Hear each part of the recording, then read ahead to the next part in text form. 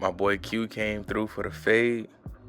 So right here, we're gonna comb out and detangle the hair, bringing the hair down to a 1, which is his desired length.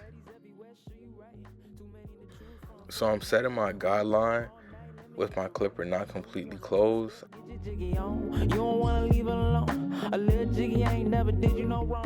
So I like to start my fade off with the 1 closed and bring it up like 1/4 of an inch. She wanna go home. 7 digits later, now she calling my phone. She gon' be with me to the moon. Do it again, I just might to the next ladies' night. To the left, to the right, baddies everywhere. So now we remove the guard and clean up the excess hair at the bottom. Now we're using our close shaver.